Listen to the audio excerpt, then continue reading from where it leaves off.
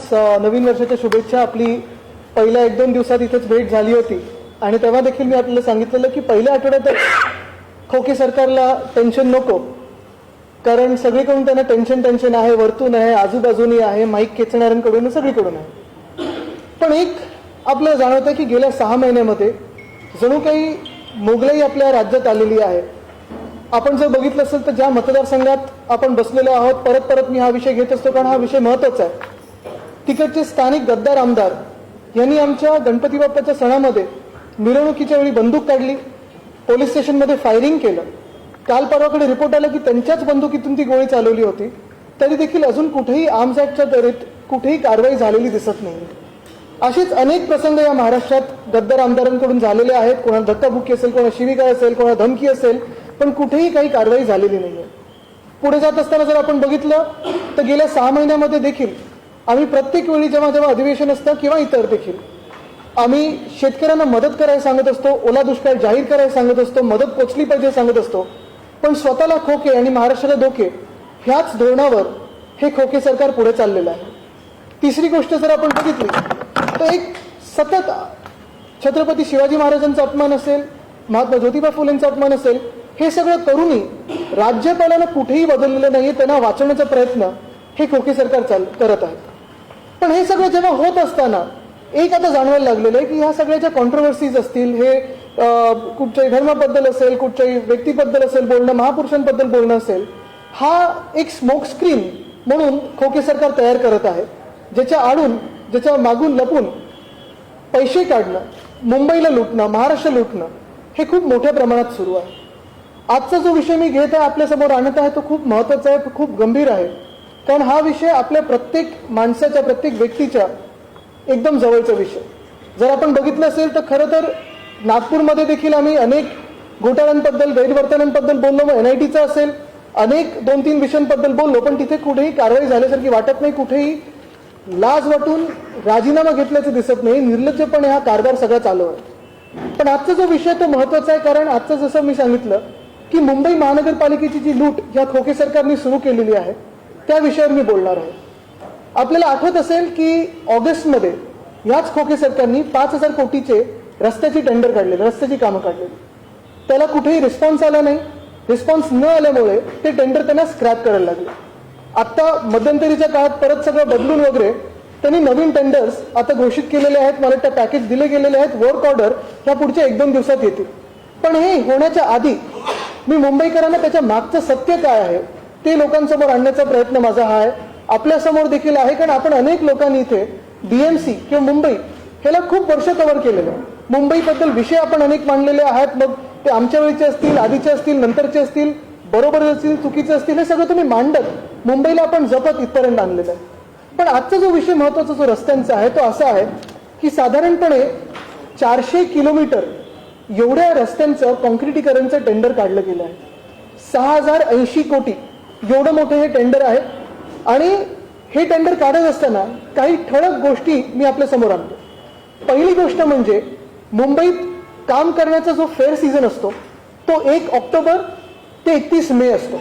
म्हणजे 1 ऑक्टोबरला जी कामं पावसाळ्यानंतर सुरू होतात ती साधारणपणे 31 मे पावसाळ्याच्या आधी ही बंद झाली पाहिजे, ज्याला आपण रोड्स क्लोज बोलतो किंवा कामं क्लोज करणं बोलतो, ती झाली पाहिजे. जर हे काम आत्ता जर वर्क ऑर्डर दिली, साधारणपणे फेब्रुवारीच्या पहिल्या आठवड्यात त्यांनी जर कामं सुरू केली, ती होतील की नाही अजूनही कोणाला माहिती नाही. कारण 400 किलोमीटर तुम्ही अंदाज घ्या, लक्षात घ्या की किती मोठं काम यांनी हाती घेतलेलं. 400 किलोमीटर हे रस्ते मुंबईत खोदून ठेवणार, ते कामं सुरू कधी होणार? बरं, एक रस्ता बनवत असताना साधारणपणे 42 युटिलिटीज त्या रस्त्याच्या खालती असतात, त्याच्याबरोबर कोऑर्डिनेट करायला लागतं. 16 एजन्सीज असतात, त्यांच्याबरोबर कोऑर्डिनेट करायला लागतं. आणि हे सगळं झाल्यानंतर ट्रॅफिक पोलिसची परवानगी घ्यायला लागते, त्यांची NOC घ्यायला लागते आणि मग कामं होतात. पण हे न बघता 400 किलोमीटरची कामांचे टेंडर आता काढलेली आहेत, 6,000 कोटी एवढी. दुसरं म्हणजे हे सगळं होत असताना घटनाबाह्य मुख्यमंत्र्यांना हे पण माहिती नाहीये की किती एजन्सीज काम करतात, कुठे काम करतात, मुंबईचे रस्ते कसे आहेत, कसे वापरले जातात, कसे त्याला खोदकाम होतं, कशी कामं होतात. कारण आपल्याला आठवत असेल एखाद महिन्यापूर्वी फिल्म सिटी बद्दल मुख्यमंत्र्यांनी एक टेंडर काढायला सांगितलं. साधारणपणे 225 कोटीचं टेंडर महापालिकेला काढायला सांगितलं. आणि तेव्हा त्यांच्या नजरेत आणून दिलं महापालिकेने की फिल्म सिटी ही महापालिकेच्या अखत्यारीत नाही, ही पूर्ण वेगळी संस्था आहे आणि ते त्यांनी काम करणं गरजेचं आहे. मुंबई किंवा बीएमसीच्या पैशातून होऊ नाही शकत, ती वेगळी संस्था आहे. तरी देखील अजूनही त्या टेंडरचं काय झालंय हे आपल्याला माहिती नाही. म्हणजे मुंबईचा किंवा बीएमसीचा पैसा या दुसऱ्या संस्थेला देऊ शकतात का? स्टँडिंग कमिटी नसताना देऊ शकतात का? इम्प्रुव्हमेंट कमिटी नसताना देऊ शकतात का? जनरल बॉडी नसताना देऊ शकतात का? हा पहिला प्रश्न झाला. दुसरा प्रश्न हाच राहतो की हे सगळं जे आहे 400 किलोमीटरचं ते एकंदर फार्स ह्यासाठी वाटतं, हा घोटाळा ह्यासाठी वाटायला लागलेला आहे कारण 400 किलोमीटरचे रस्ते 6,000 कोटीचे ह्याची स्केल बघता हे पॉसिबल शक्यच नाही, पॉसिबल पण नाही. पण ह्याच्यातला घोटाळा कुठे आहे हे तुमच्या लक्षात आणून देतो. जरा माझी प्रेस आपले स्टील फोटोग्राफर्सना विनंती राहील की फ्लॅश बंद करा किंवा प्लीज थोडं मागे बसा. स्कॅम किंवा हे जे गैरवर्तन आहे ते आपण लक्षात घ्या. हे ऐकून घ्या कसं आहे ते. साधारणपणे आतापर्यंतची पद्धत अशी राहिलेली किंवा एक प्रथा अशी राहिलेली किंवा एक जी आपण बघतो टेंडर्समध्ये जे काही प्रथा असते की जी काही एस्टिमेट प्राइस असायची मार्च 2022 पर्यंत सगळे कॉन्ट्रॅक्टर्स एस्टिमेट प्राइसच्या 20% ॲव्हरेज बिलो बीड करायचे. बिलो बीड करून जे कोणी बीड लोएस्ट यायचे ते बीड जिंकायचे. म्हणजे 100 रुपयाचं काम असेल तर साधारणपणे 80 रुपयात ते काम व्हायचं आणि तेही जीएसटी त्याच्यात पकडून. आता जे झालेलं आहे की हे जे 100 रुपयाचं काम होतं जे 20% बिलोनी जायचं ते काम जेव्हा 2022च्या ऑगस्टमध्ये 5,000 कोटीचं दिलं गेलं, कोणी याला रिस्पॉन्स आला नाही असं म्हटल्यानंतर साधारण नोव्हेंबर डिसेंबरमध्ये बीएमसीनी शेड्यूल ऑफ रेट हे बदललं. शेड्यूल ऑफ रेट काय असतं तर ह्याच्यात सगळ्या गोष्टी पकडल्या जातात. मग त्याच्यात पेट्रोल डिझेल असेल म्हणजे तुमच्या वाहतुकीचा खर्च असेल, रेतीचा खर्च असेल, डांबरचा खर्च असेल, खडीचा खर्च असेल, सिमेंटचा असेल, स्टीलचा असेल, सगळं जे काही तुम्हाला व्हेरिएशन किंवा एस्केलेशन किंवा डिएस्केलेशन होऊ शकतं किंवा ज्या किमती बदलू शकतात किंवा वाढलेल्या किमती असतील त्या पकडून बीएमसीनी शेड्यूल ऑफ रेट बदलल्यानंतर जी एस्टिमेट प्राइस होती ती 20% वाढली. म्हणजे तुम्ही लक्षात घ्या जर 100 रुपये किंमत असेल 20% वाढली. म्हणजे इथेच पहिल्या कॉन्ट्रॅक्टरना फायदा हा झालेला आहे की जे कॉन्ट्रॅक्टर 20% खालती बीड करायचे, 20% बिलो बीड करायचे, त्यांना 20% म्हणजे 100ला आले आणि आता शेड्यूल ऑफ रेट बदलल्यानंतर अजून 20% मिळाले. म्हणजे इथे 40%चं गेन ह्या कॉन्ट्रॅक्टर्सना झालेलं आहे. 40%चं गेन. ह्याच्यात पुढे जाताना आश्चर्याची गोष्ट ही किंवा धक्कादायक गोष्ट ही आहे की इतिहासात पहिल्यांदा कदाचित असेल जीएसटी जे बिलकुल व्हेरिएबल नाही आहे, जीएसटी बदलायला मार्केटनी नाही होत, जीएसटी काउन्सिल बसायला लागतं केंद्र सरकारच्या खालती जे असतं त्यांच्यात सगळे फायनान्स मिनिस्टर्स बसतात आणि ते ठरवतात. 18% ह्या 48 म्हणजे हे 40%च्या वेगळं त्यांनी मोजलेलं. म्हणजे तुम्ही विचार करा पहिला गेन त्यांना -20 वरनं 100 म्हणजे तो 80 वरनं 100, 100 वरनं 120, इथे 40%चा गेन झालेला आहे. त्याही पुढे जाऊन जीएसटी हा वेगळा मोजलेला आहे जो आतापर्यंत त्याच्यात पकडला जायचा. म्हणजे -20च्या बिडमध्ये जो जीएसटी पकडला जायचा तो पहिल्यांदा वेगळा मोजलेला आहे. बरं हे जे बिड सगळे झालेत ह्याच्यात lowest bidder on an average जर आपण बघितलं तो हे जे 40%चा गेन ज्या कॉन्ट्रॅक्टर्सनं झालेला आहे त्याच्याही अबव जाऊन साधारणपणे 8% सरासरीने हे बिड्स त्यांनी आता जिंकलेले आहेत. म्हणजे तुम्ही विचार करा प्रत्येक कॉन्ट्रॅक्टरला सरासरी 48%चा ह्याच्यात फायदा आपण बोलू शकतो हा झालेला आहे. पहिली गोष्ट ही आहे जर आपण rate of schedule of rate बघितलं तर मुंबईचं सगळंच जे काय असतं म्हणजे कुठचंही टेंडरचं काम असतं ते इतर शहरांपेक्षा इतर जिल्ह्यांपेक्षा थोडं एनिवे वरती असतं, इतर अनेक राज्यांपेक्षा जास्ती असतं कारण इकडच्या किमती वेगळ्या. पण हे जरी पकडलं मग हे जे काही अबव वर कॉन्ट्रॅक्ट आलेले आहेत मग 6.6 असतील, 7.43 असतील, 8% असेल, 9% असेल, हे जे अबव कॉन्ट्रॅक्ट आलेलं आहे ते एस्टिमेट जे रिवाइज केलेलं 40% जिथे वाढवलेलं आहे त्याच्याही वरती कसं मिळालं आहे ना, ही विचार करण्याची गोष्ट नाही का? बीएमसीने ह्याच्यात निगोशिएट का नाही केलं? दुसरी गोष्ट जर आपण ह्याच्यात बघितली तर सुरुवात इथपासूनच होते की जेव्हा कुठचीही बॉडी तिथे नसताना म्हणजे जनरल बॉडी नाहीये, तिथे महापौर नाहीये, तिथे स्टँडिंग कमिटी नाहीये, इम्प्रुव्हमेंट कमिटी नाहीये, कुठचीही फायनान्शियल सँक्शन देणारी बॉडी किंवा लोकप्रतिनिधी नसताना प्रशासकाला हा एवढा अधिकार दिला कोणी की शेड्यूल ऑफ रेट बदलणं असेल, 6,000 कोटीची टेंडर कॉल करणं असेल, ही टेंडर अशी अलॉट करणं असेल, ह्याच्यात कुठे गैरवर्तन नाही ना झालं? हा फायदा कॉन्ट्रॅक्टर्सचा होत नाहीये ना? हे विचार करण्याची गोष्ट आहे कारण हा सगळा जो पैसा आहे हा मुंबईकरांचा पैसा आहे, मुंबईच्या हक्काचा पैसा. आणि हा जो पैसा आहे हे खोकेसारखा लुटायचा प्रयत्न करतोय कारण जेव्हा ऍडमिनिस्ट्रेटर असतो तेव्हा कदाचित ना हे जे म्युन्सिपल कमिशनर म्हणून महापौरांकडून आदेश घ्यायचे असतील किंवा बॉडीकडून जे आदेश घेतात जनरल बॉडीकडून, आता महापौर नसताना जनरल बॉडी नसताना कोणाकडून आदेश घेतात? सीएम कडून घेतात की स्पेशल सीएम कडून घेतात? हे देखील लोकांसमोर येणं गरजेचं आहे. बरं, हे सगळं होत असताना तिसरी गोष्ट म्हणजे जसं मी सांगितलं, पहिली गोष्ट ह्या सगळ्या रस्त्यांची जी कामं काढलेली आहेत, 400 किलोमीटरच्या रस्त्यांची जी कामं काढलेली आहेत, त्याच्यात पहिली गोष्ट म्हणजे कुठेही ट्रॅफिक एनओसी नाही, कुठेही प्लॅनिंग नाही. रस्ते जे आहेत त्याची पण यादी मी तुम्हाला देणार आहे. पण मुंबईत साधारणपणे अशी पद्धत आहे की जे 30 फुटाच्या विड्थच्या खालती रस्ते असतील, छोटे रस्ते असतात, आपले छोटे गल्ले असतात, तिथे आपण ॲस्फॉल्ट मॅस्टिक करतो, कधी कधी व्हाईट टॉपिंग करतो. सगळं काही सिमेंट कॉन्क्रीट करत नाही, कारण आपल्या रस्त्याच्या खालती 42 युटिलिटीज आहेत. खोदकाम करायला लागतं, डक्टिंग करायला लागतं, स्टॉर्म वॉटर ड्रेन असतं, वॉटर मेन्स असतात, सिवेज ट्रीटमेंटचे लाईन्स असतात जे आता नवीन आपण बांधतोय. पण हे सगळं होत असताना सगळीकडे एक तर कॉन्क्रीट करायचं, हे कुठून सुचलं? कुठून हा विचार आला? जर मुख्यमंत्र्यांना हेच वाटत असेल की सगळे रस्ते मुंबईतले 2 वर्षात सिमेंट कॉन्क्रीट होऊ शकतात, मग ठाण्यामध्ये जिथे पालकमंत्री होते 7 वर्षासाठी, युडी खातं 2.5 वर्षासाठी होतं, MSIDCचं खातं त्यांच्याकडे 7 वर्ष होतं, कल्याण डोंबिवली असेल, ठाणे असेल, नवी मुंबई असेल, इथे चांगले रस्ते अजूनपर्यंत प्रत्येक गलीत का नाही झाले आहेत? खड्डेमुक्त रस्ते झाले आहेत का? नाही झालेत. आणि मुळात प्रश्न हाच येतो की मग प्रत्येक वेळी मुंबईवर राग काढायचा, मुंबईचे पैसे लुटायचे, मुंबईकडून खेचून घ्यायचं, ओरबाडून घ्यायचं. कुठेतरी कर्तव्याला जागून आणि कर्तव्य बघून काम करणं की मुंबईची सेवा करतोय, महाराष्ट्राची सेवा करतोय, ही कुठेही मनात विचार न करता ही स्केल नुसतं वाढवलेली आहे. ब्रीफमध्ये सांगायचं तर 3 वर्षाचे टेंडर आणि 6 वर्षाचं काम हे 1 शॉटमध्ये करतात. आज कदाचित सिमेंट आणि स्टील ह्याची किमती वाढल्या असतील, ते शेड्यूल ऑफ रेटमध्ये वाढवलेलंच आहे. पुढच्या वर्षीचं कमी झालं तर डिएस्केलेशन होणार आहे का? व्हेरिएशन होणार आहे का? पैसे कॉन्ट्रॅक्टर परत देणार आहेत का? हा प्रश्न आणि ह्याची चौकशी कोण करणार? दुसरं, जसं मी सांगितलं की एस्टिमेटच्या 20% खाली आतापर्यंत जे बीड करायचे ते आता 40% हाईक घेऊन एस्टिमेटच्या वरती 20% आणि त्याच्याही पुढे जाऊन 8% जास्ती घेतलेलं आहे. पण सगळ्यात धक्कादायक आणि धोकादायक गोष्ट मुंबईसाठी ही आहे की कुठे ना कुठेतरी कार्टेल होत आहे का, हा एक प्रश्न आपण विचारणं गरजेचं आहे. कारण ह्याच्यात मोडस ऑपरेंडी ही राहिलेली आहे आणि आपण ही बारकाईने लक्षात घ्या. मोडस ऑपरेंडी ही राहिलेली आहे की 5 पॅकेट्स होते कामाचे, 5 पॅकेट ह्याच्यात जर आपलं बघायचं असेल तर पॅकेटचे पण इथे माझ्याकडे माहिती आहे की बघा, हे 5 पॅकेट, एक ईस्टर्न सबअर्बचं आहे, झोन 5, झोन 6, एक सिटीचं आहे, झोन 1, 2, मग पुढे जाऊन जर आपण बघितलं झोन 3, झोन 4 आणि ह्या सगळ्या गोष्टी, ह्या 5 पॅकेटमध्ये जर आपण बघितलं तर 5 पॅकेट जर कामं बघितली यांची तर बरोबर 5 कंपन्यांनी एक पॅकेट जिंकलेलं. 5 कंपन्यांनी एक पॅकेट जिंकले. त्या कंपन्यांची माझ्याकडे नावं पण आहेत, पण ती नावं आत्ता मी डिस्क्लोज नाही करणार, ती जग जाहीर आहेत. पण मला ह्या प्रेस कॉन्फरन्समध्ये घ्यायची नाहीत, कारण ह्या कंपन्यांचा दोष नाही आहे कदाचित. ह्या कंपन्या मोठ्या आहेत, नॅशनल एक्सपिरियन्सवाल्या आहेत, चांगली कामं करत असतील, त्याच्याबद्दल कोणाच्याच मनात शंका नाही. पण हे जे आहे हे ठरवून केलेलं आहे का? जर आपण बघितलं तर ह्या 5 रोडवे ज्या कंपन्या आहेत त्यांना सगळ्यांना नॅशनल एक्सपिरियन्स म्हणून ह्या टेंडरमध्ये क्वालिफाय केलं, 5 कंपन्यांना.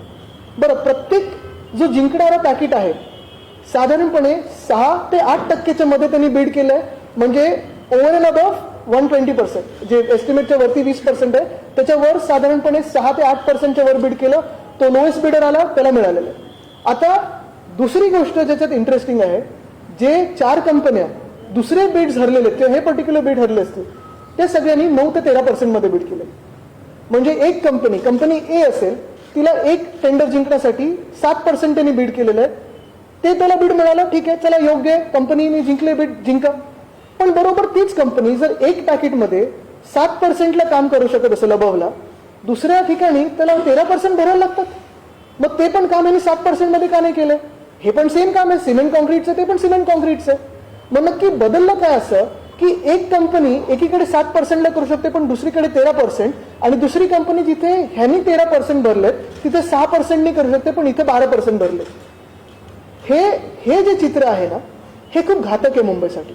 म्हणजे हे सिस्टमॅटिक मुंबईची लूट चाललेली आहे आणि लूट रोखण्यासाठी पुढची पावलं आम्ही उचलणार आहोतच. पण आज आपल्या माध्यमातून मी जनतेला अपील करत आहे की डोळे उघडून हे खोके सरकार, हे इतर जे आपल्याला भांडणात आणि वादामध्ये व्यस्त ठेवलेले ते थोडं बाजूला ठेवून मला वाटतं ही जी लूटमार चालू आहे महाराष्ट्राची हे बघणं गरजेचं आहे. हे बघा, इथे माझ्याकडे टेबल पण आहे.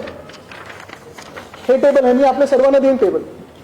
ह्या टेबलमध्ये दिलेलं आहे कॉन्ट्रॅक्टर ए पॅकेट 1 मध्ये साधारणपणे 4.5% अबव त्यांनी बीड केलेलं आहे, ते त्यांना पॅकेट मिळालेलं आहे. पॅकेट 2 मध्ये त्यांनी 10.5% बीड केलंय, पॅकेट 3 मध्ये 13.5% बीड केलेलं आहे, पण यांना पहिलं पॅकेट मिळालेलं आहे. त्याच कॉन्ट्रॅक्टरनी दुसऱ्या पॅकेट म्हणजे कॉन्ट्रॅक्टर बी हे जे कॉन्ट्रॅक्ट ठरलं तिथे त्यांनी 8.5% घेतलेलं आहे आणि चौथ्या पॅकेटमध्ये 7.5% घेतलेलं आहे. हा जो फरक साधारण आपल्याला जाणवायला लागलेला आहे तो हाच दिसतोय की एकंदर मुंबईची लूटमार करायची, मुंबईचे रस्ते खोदून ठेवायचे, मुंबईची वाट लावायची आणि मुंबईकरांना हैराण करून सोडायचं, हे या खोके सरकारचं धोरण दिसत आहे आणि हे आज डोळ्यासमोर आपल्या आलेलं आहे. बरं, हे सगळं सुरू असताना एक महत्त्वाचा प्रश्न मला आपल्या माध्यमातून या घटनाबाह्य मुख्यमंत्र्यांना विचारायचं आहे, कारण उत्तर त्यांच्याकडून अपेक्षित नाहीच आहे. जसं मी सांगितलं ना की उत्तर त्यांच्याकडून अपेक्षित नाही, कारण वेदांत फॉक्सकॉनच्या वेळी पण मी चॅलेंज केलेलं डिबेट करायला आणि यावेळी देखील मी आपल्याला सांगतो, साधारणपणे ह्याच अधिवेशनात आमदार 1-2 सुनील राणे असतील, कालिदास कोळंबकर असतील, सगळेच हे काही भाजपचेच आमदार आहेत, त्या सगळ्या लोकांनी मुंबईच्या रस्त्यांवर प्रश्न विचारलेला. ठीक आहे, त्याच्याबद्दल दुमत नाही, त्यांचा अधिकार आहे, त्यांनी विचारावं. हाऊसमध्ये सगळे प्रश्न विचारतात, वायकर साहेबांनी विचारले, मी विचारले, सगळ्यांनी विचारले. उत्तर मुख्यमंत्र्यांनी हे दिलेलं आहे की सदर कामाचा कालावधी पावसाळा वगळून 18 ते 24 महिने असा असून सदर कामे पुढच्या 3 आर्थिक वर्षात विभागली आहेत. हे कशासाठी? तर मार्च 2022 ची कामं जी साधारण 80 कोटीची होती ती कधीपर्यंत पूर्ण होणार? तर मुख्यमंत्र्यांनी उत्तर हाऊसमध्ये रिटन उत्तर आहे जे त्यांनी दिलेलं आहे की 3 वर्षाचा कालावधी. जर ह्या कामांना 2000 कोटीच्या कामांना 3 वर्ष लागणार असतील तर 6000 कोटीची कामं, 400 किलोमीटरची कामं, काही ठिकाणी जिथे कॉन्क्रीट गरजेचं नाही अशी कामं, ह्यांना किती वर्ष लागणार आहे? आणि म्हणूनच मुंबईच्या डोळ्यात धूळफेक करायची, निवडणूक आल्या म्हणून काही जाहीर करायचं, पैसे उधळपट्टी करायची पैशाची. आपल्याला आठवत असेल की साधारणपणे 96-97 मध्ये जेव्हा शिवसेना महापालिकेत, मुंबई महानगरपालिकेत सत्तेवर आली तेव्हा मुंबई महानगरपालिकेचं बजेट हे डेफिसिटमध्ये होतं. 25 वर्ष काम करून मुंबईकरांचा पैसा जपून नीट वापरून मुंबईकरांना सोयी सुविधा तर दिल्याच, पण पहिल्यांदा आपण एवढं सरप्लसमध्ये आणलं की देशाचं लक्ष आज मुंबई महानगरपालिकेवर. आणि हा प्रत्येक पैसा आपण त्या व्हाईट बुकमध्ये दाखवला असतो, बजेटमध्ये दाखवला असतो. आपले एफडी आहेत, अशी जर कामं व्हायला लागली तर एफडी, वायकर साहेब मला चुकीचं बोलत असेल तर करेक्ट करा, पण एफडी तोडायला लागेल. आणि जसं ठाणे महानगरपालिका असेल किंवा इतर काही महानगरपालिका डेफिसिटमध्ये आहेत, तसं मुंबई हे पुढच्या काही वर्षांमध्ये ह्या खोके सरकारच्या नादाला लागली तर असं दिसेल. आणि म्हणून माझं म्हणणं हेच आहे की ही टेंडर पहिले तर रिकॉल करणं गरजेची आहे, स्क्रॅप करणं गरजेची आहे, कारण एवढा मोठा घोटाळा हा लोकांसमोर आलेला आहे. कदाचित ह्या खोके सरकारला घोटाळे करण्यात भीती वाटत नसेल, कारण आता जाब विचारायला कोणी नाहीये, वरतून खालतून बाजूनी कोणी नाहीये, पण जनता म्हणून आम्ही बघत आहोत आणि उत्तर त्यांना द्यायला लागेल. आज हे मी त्यांना सांगतो. ह्याच्यावर तुम्हाला काही प्रश्न असतील तर विचारा.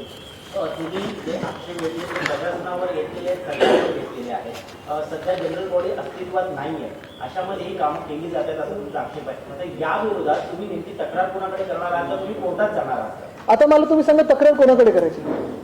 जेव्हा मुख्यमंत्री अशा घोषणा करायला लागतात, एका बाजूला ते उत्तर देत आहेत की 2500 कोटीची जी कामं आहेत 2022 ची त्याला 3 वर्ष लागणार आहे, आणि मग सांगतात आम्ही 2 वर्षात खड्डेमुक्त करू, कॉन्क्रीट करू.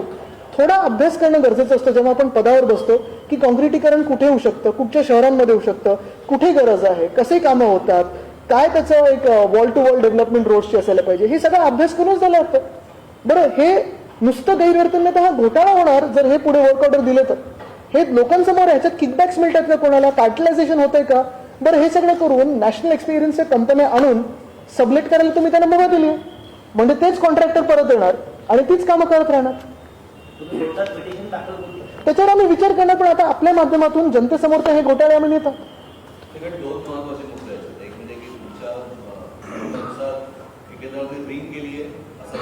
असा मला तुमच्याकडे प्रश्न आहे, मी आरोप नाही केला.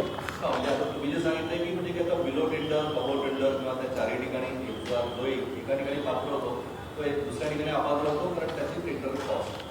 आणि सेकंड एक महत्त्वाचा मुद्दा आहे की याच्या कोणत्याच परमिशन घेतल्याने हा एक तुम्ही दावा केला, तर हा बेसिकली टेंडर फ्लोट करायचं असेल तर त्याच्या एनओसी सगळ्या असल्या पाहिजे आधी, असं काय दावा नाहीये. नाही, तुम्हाला याच्यात थोडं सांगतो, कारण मी पण 2.5 वर्षात आम्ही जेव्हा रस्त्यांची एनओसीज वगैरे मी ट्रॅफिक पोलिसला सांगायचो तेव्हा असं होतं की रस्ते जेव्हा ठरतात तेव्हा त्याची गरज काय असते. काही काही रोड डीएलपी असतात, काही काही ठिकाणी ऍस्फॉल्ट नास्टिक करतो आपण, काही काही ठिकाणी नुसतं व्हाईट टॉपिंग करतो, काही काही ठिकाणी पूर्ण सिमेंट कॉन्क्रीट खोदून करतो. आता मरीन ड्राईव्ह सारखा रस्ता ओबळा वगैरेच्या तिथे जर आपण बघितलं तर कॉन्क्रीट होता, पण पुढे आम्हाला जाणवलं की ॲस्फॉल्ट मॅस्टिकवर टिकून राहतं. 2013 झालेला रस्ता अजूनही नीट आहे, पण ते ॲस्फॉल्ट मॅस्टिकचं आहे, म्हणजे गरजेचं नाही की सगळीकडे सिमेंट कॉन्क्रीट झालं पाहिजे. दुसरं म्हणजे 400 किलोमीटर जेव्हा आपण घेऊ रस्ते, तेव्हा खरोखर ट्रॅफिक पोलिसांना एनओसी देईल का? कारण एकदा रस्ते ठरल्यानंतर वर्क ऑर्डर दिल्यानंतर हे एनओसीज येतात. पण 400 किलोमीटरसाठी ट्रॅफिक पोलिसांची परवानगी त्याला 400 किलोमीटरसाठी मिळेल का? कारण आत्ता जर आपण बघितलं, मेट्रोची कामं चालू आहेत, मोठ्या इन्फ्रास्ट्रक्चरची कामं चालू आहेत, 50 ते 100 मीटरचीच परवानगी आपल्याला ट्रॅफिक पोलिसकडून मिळते. ते प्रॅक्टिकल आहे, कारण मुंबईसारख्या शहरामध्ये ट्रॅफिक खूप असतं. ते माझा प्रश्न हा आहे की टेंडर फ्लोट करण्याच्या आधी एनओसी घेणं आवश्यक आहे की नाही? नाही, टेंडर झाल्यानंतर माझा मुद्दा हा येतो की एवढा सगळा विचार करणं हे एक गरजेचं आहे. दुसरं, 400 किलोमीटरचे टेंडर म्हणजे तुम्ही 3 वर्षाचे टेंडर हे एका वर्षात काढतात, पण मुंबईला एटीएम सारखं वापरतात.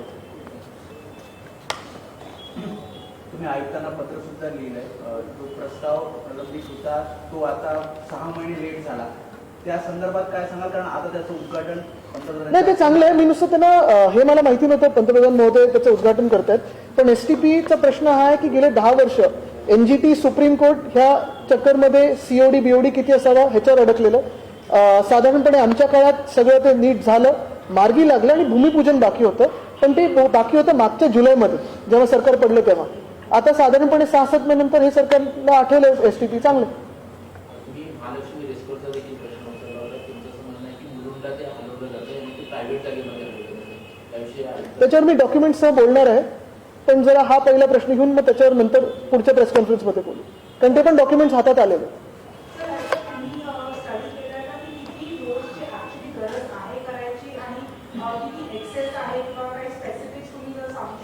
नाही, ह्याच्यात पहिली गोष्ट म्हणजे जे आपण सांगितलं ना की किती रोड्सची गरज आहे. आता रोड्सची यादी आम्ही पण थोडी प्राप्त करत आहोत, कारण काही काही ठिकाणी असं जाणवायला लागलं की एकदमच छोट्या गल्ल्यांमध्ये देखील जिथे सिमेंट कॉन्क्रीटचं गरज नाहीये तिथे यांनी प्रपोज केलेलं. दुसरी गोष्ट जे आत्ता पॅटर्न मला ब्युटिफिकेशनमध्ये दिसलं ते असं होतं की काही काही ठिकाणी ब्युटिफिकेशन झालेलं तोडलं आणि परत तेच केलं ब्युटिफिकेशन म्हणून, जसं माझ्या पंजोबांच्या पुतळ्याचं तिथे केलेलं. तिथे 1700 कोटी त्यांनी वाया घालवलेत. हे मुंबईकरांच्या हक्काचे पैसे, त्याच्यावर पण आम्ही माहिती काढून बोलणार, माहिती मिळाली ती. पण हे सगळं होत असताना मूळ मुद्दा हाच राहतो. पहिलं म्हणजे स्केल, हे स्केल झेपणारं आहे का, परवडणारं आहे का, प्रॅक्टिकल आहे का. दुसरं म्हणजे जे काही एस्टिमेट शेड्यूल ऑफ रेट बदलल्यानंतर 20% वरती गेलं, म्हणजे 40%चं गेन, त्याच्याही अबव 8% सरासरी म्हणजे 48%, त्याच्या वेगळं 18 म्हणजे 66%चं जे एस्केलेशन ह्यांना मिळालेलं आहे ते 8% गरजेचे आहेत का शेड्यूल ऑफ रेट बदलल्यानंतर? हे हाईक कशासाठी केलेलं आहे? प्रॉफिटसाठी केलं आहे, किकबॅकसाठी केलं आहे, की खरोखर काही ह्याच्यात सत्य आहे? बीएमसीने ह्याच्यावर पुढे यावं, पण हे स्क्रॅप करणं गरजेचं आहे का? हा घोटाळा दिसतो लोकांसमोर. आणि तिसरी गोष्ट, परत जसं मी सांगितलं ना की कार्टेलायझेशन होत आहे का, हा माझा प्रश्न. 5 कंपन्यांना बरोबर 5 टेंडर मिळाले आणि सबलेटचं त्यांना मुभा दिलेली.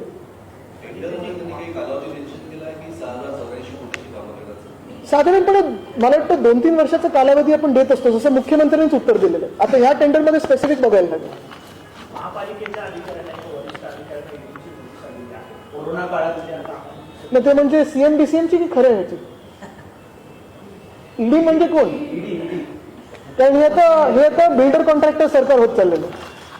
कोरोना काळाच्या कामांची चौकशी जी आहे ती होणार आहे आणि बिलकुल होईल अशी चांगलं आहे, उद्या त्याच्यात मला काही जायचं नाहीये. त्याच्यावर मला वाटतं आता कॅटचं पण झालं, जे काय व्हायचं ते होतं.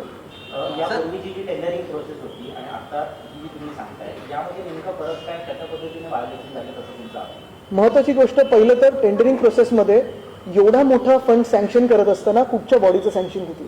लोकप्रतिनिधी त्याच्यात नव्हते, तर कोणाचं नक्की सँक्शन घेतलं? ऍडमिनिस्ट्रेटर आणि म्युन्सिपल कमिशनरनी सँक्शन दिलंय की कुठच्या मुख्यमंत्र्यांनी सँक्शन दिलं?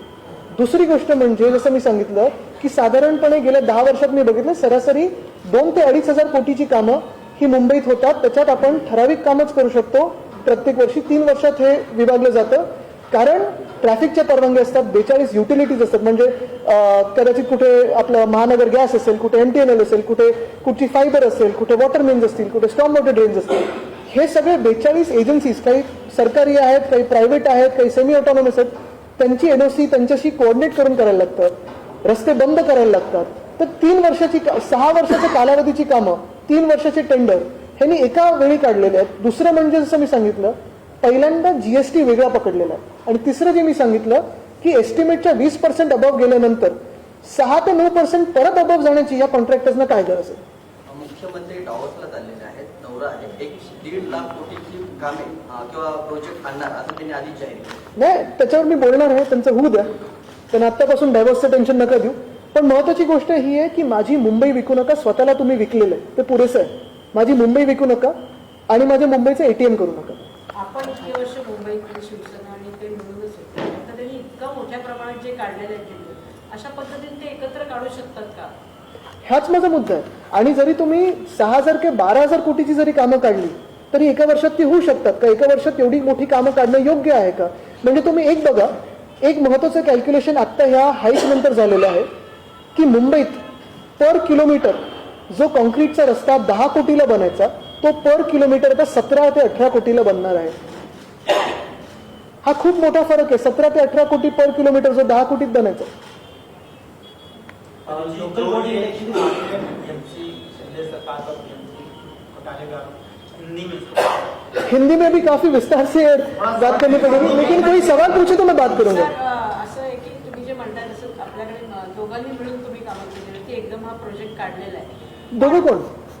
तुमची युतीमध्ये होते ना, शिवसेने मनपामध्ये तुम्ही ते होते. त्यावेळेला होते, पण आता एकदम निघालंय, तुम्ही आज जर कृती काढताय त्या काळात असताना आपल्याला ते मुद्दे असे म्हणू शकतात की तुम्ही आम्ही विकास करतो झपाट्याने, कारण 2 वर्ष तुम्ही नक्की करा, पण विकास जोशीमठ सारखा करू नका. आता आम्ही वेगाने करतोय म्हणून हा विरोध. नाही, जोशीमठ मध्ये झालं ना तसं होऊ नये म्हणून मुंबईचा विकास करताना खूप व्यवस्थितपणे विचार करून करायला लागेल. आपण बघितलं असेल, आजच बातमी आली की मुंबईत आता भुयारी रस्ते करणार. म्हणजे वरतून खालतून कसंही विचार न करता विकास हा शाश्वत विकास झाला पाहिजे. आणि हेच मी विचारीन जे आमच्यासोबत 25 वर्ष होते किंवा जे नगरसेवक राहून आता खासदार झाले असतील, आमदार झाले असतील सगळ्याच पक्षांमध्ये, त्यांना विचारीन की अशा प्रकारचं टेंडर लोकप्रतिनिधी नसताना हे तुम्हाला पटणारं आहे का सगळ्याच पक्षांमध्ये? कारण ठीक आहे, गद्दार जे आहेत ते 40ची टोळी आहे, त्यांना माहिती आहे की जास्ती वेळ त्यांचं सरकार टिकणार नाही, जे काय आहे ते आत्ताच आहे. पण पुढे जात असताना जो लॉंग टर्म विचार लोकप्रतिनिधींना करायचा आहे तो लोकप्रतिनिधी नसताना एवढं मोठं टेंडर येणं हे किती योग्य आहे? आणि महत्वाची गोष्ट म्हणजे जे काही आपल्याला ह्याच्यात ओपन जे काही इरेग्युलॅरिटीज दिसत आहेत त्या त्यांना मान्य आहेत का, हा देखील माझा प्रश्न आहे. तुम्ही मला तुमच्या आता प्रेस कॉन्फरन्समध्ये की मुंबईवर राग काढू नका. मला वाटतं हे सरकार खास करून मुंबई विरोधी आहे, कारण यासाठी पण हा मुद्दा उपस्थित केलेला होता की मुंबईतल्या गोष्टी ज्या आहेत त्या बाहेर गेल्या जातात. मुंबई विरोधी नाही, हे पूर्ण महाराष्ट्र विरोधी सरकार आहे. जर आपण बघितलं तर सुरुवात राज्यपाल महोदयांकडून करावी, तर त्यांनी जे काही आतापर्यंत शब्द वापरलेले आहेत किंवा जे काही म्हणालेले आहेत आतापर्यंत, मग छत्रपती शिवाजी महाराजांवर असो, महात्मा ज्योतिबा फुलेंवर असो, कुठेही काही त्यांना एक साधं गोष्ट पण त्यांना सांगितली नाही, कुठेही त्यांना बाजू करण्याची पण मागणी केली नाही. अनेक गोष्टी, मग ह्या सगळ्या गोष्टींना लक्षात घेत असताना वेदांता फॉक्सकॉन निघून गेले असेल, अनेक प्रोजेक्ट निघून गेलेले आहेत. जे मी सांगते परत की किती मोठा प्रोजेक्ट आणला तरी एक प्रोजेक्ट वेदांता फॉक्सकॉन पेक्षा हे सगळे प्रोजेक्ट अजूनही छोटे आणि ते 100% महाराष्ट्र येणारा प्रोजेक्ट हा बाहेर निघून गेला. पण मुंबईचं बोलायचं झालं तर मुंबईला हे ATM म्हणून वापरतात आणि प्रॉब्लेम तिथेच होतो की हे सगळे लोक, कोणालाही मुंबईची आवड नाही, मुंबई आवडत नाही कोणाला, पण मुंबईत लूटमार करायची हे त्यांचं ध्येय आहे. आपण बघा, मंत्रिमंडळात देखील मुंबईवर प्रेम असणारं कोणी नाही. स्क्वेअर फूट हे ओळखणारे लोक आहेत, पण मुंबईचं इंच ओळखणारे लोक नाही आहेत. कितने का टेंडर जो है था और क्या कितना घोटाला हुआ है? ये अगर आप देखिए तो सबसे पहली बात यही होती है कि मुंबई में फेयर सीजन जो होता है रास्तों के काम करने का, वो 31 अक्टूबर से 1 मई तक होता है. लेकिन अभी जो हो रहा है काम, शायद 1 फरवरी से काम शुरू हो सकता है. 400 किलोमीटर के लगभग इन्होंने टेंडर्स निकाले, 6,000 करोड़ के टेंडर्स निकाले. ये टेंडर्स अगर आप देखें तो इसमें 2-3 चीजें अहम से प्रखर से आपको दिखाई देगी. पहले चीज यही है कि कोई भी लोक प्रतिनिधि न होते हुए प्रशासक इतने बड़े टेंडर्स इशू कर सकते हैं क्या? ये पहला सवाल होता है. दूसरा सवाल यही है कि 400 किलोमीटर के लगभग जो टेंडर्स है वो 400 किलोमीटर करने के लिए जो प्लानिंग लगती है, ट्रैफिक पुलिस की NOC लगती है, 42 यूटिलिटीज जो 42 यूटिलिटीज हमारे रास्तों के नीचे है, उनसे कोई कोऑपरेशन कोऑर्डिनेशन हुआ है क्या? क्योंकि मुंबई में काफी सारे इंफ्रास्ट्रक्चर के काम शुरू है. MTHL है, वर्ली शिवड़ी कनेक्टर हो, कोस्टल रोड हो, मेट्रो के काम है. ये सब देखते हुए अगर आपको देखना है कि मुंबई में काम कितना हो सकता है किसी भी रास्ते पे, तो 50 से लेकर 100 मीटर तक हो सकता है. तीसरी चीज यही दिखाई दे रही है कि जो अभी बिड्स आए हैं, वो पहले तो बिड्स अभी तक जो देखा जाता था मार्च 2022 तक, वो सारे बिड्स एस्टिमेट के 18 से लेके 20% बिलो आते थे। पहली बार ऐसे हुआ है कि ये बिड्स को रिवाइज, एस्टिमेट प्राइस को रिवाइज करके 20% से हाइक किया, यानी जो 100 रुपए अगर कीमत हो तो 120 पे लिए, तो 40% की तो हाइक कॉन्ट्रैक्टर को मिली। और जो कॉन्ट्रैक्टर्स बिड जीत रहे हैं, अगर आप देखें तो एवरेज 6% से लेके 8% की उस पर भी हाइक ली है उन्होंने, यानी 48% की हाइक, और जीएसटी पहली बार अलग उसमें चार्ज किया है। तो ये किकबैक्स के लिए है, ये प्रॉफिट के लिए है, लेकिन मुंबई का पैसा है। अगर ये किकबैक्स के लिए हो या प्रॉफिट के लिए हो तो मुझे नहीं लगता ये मुनासिब है ये करना। ये बात ऐसी चल नहीं सकती मुंबई में, ये घोटाला है सरेआम। और आगे जाके अगर देखें तो 5 कंपनियों को 5 पैकेट के बराबर टेंडर लगे हैं, और जैसे बिडिंग हुआ है कहीं ना कहीं रिंग बन रही है क्या, ये मेरा सवाल है। आरोप नहीं है लेकिन सवाल है, अगर आप देखें तो वैसे दिखाई देगा। 19 तारीख को 23 तारखेला बाळासाहेब ठाकरे यांच्या तैलचित्राचं अनावरण होणार आहे. ते तैलचित्र व्हायरल होतं, त्याच्यावरती ठाकरे गटातील काहींनी आक्षेप घेतला. आपली काय त्याच्यावरती? नाही, मला वाटतं पहिलं गोष्ट हीच राहील, कारण माझे आजोबा हिंदू सम्राट बाळासाहेब ठाकरेंना देखील मुंबई तेवढंच प्रेमाची होती, आणि मुंबईत असं होणं हे चुकीचं राहील। खरं तर त्यांचे जे फोटो चोरून लावतात त्यांनी तरी असं करू नये ही माझी तरी इच्छा नाही। कुठेतरी लाज वाटून हे टेंडर स्क्रॅप करावं आणि परत एकदा कोर्ट मॉनिटर्ड टेंडर जसं एसटीपी साठी केलं तसं सुप्रीम कोर्ट मॉनिटर्ड टेंडर काढावं, तरच आम्ही मान्य करू। कारण लोकप्रतिनिधी नसताना कोणी तिथे प्रश्न विचारायला नाहीये। खाली की 19 तारीख को प्रधानमंत्री जी आ रहे हैं, नहीं, उस पे नहीं आज त्याच्यावर मी नंतर बोलू ना, 23ला बोलू। त्याच्यावर उपाय काय तुम्ही बोलताय? उपाय हाच आहे। त्याला गद्दार म्हणताय, सगळं होतंय, मुंबईला वेगळ्या शोषण करण्याचं काम चालू आहे, पण तुम्ही बोलून ऐकत नाही, तर जनता काय करणार आहे? जनता ऐकत आहे। मी तर हेच सांगतो सतत की निवडणुका लावा उद्या, जनता तुम्हाला दाखवेल की नक्की निकाल काय। आदित्यजी सत्यजित तावडेंना पाठिंबा देणार आहेत का? अपक्ष अर्ज भरले? नाही, मला वाटतं पहिला हा प्रश्न महत्वाचा आहे, कारण जसं मी सांगितलं या सगळ्या कॉन्ट्रोवर्सीज या स्मोक स्क्रीन आहेत। महत्वाचा प्रश्न हाच आहे की जी महाराष्ट्राची आणि मुंबईची लूटमार चालू आहे त्याच्यावर आपल्याला उत्तर काढायला लागेल। धन्यवाद।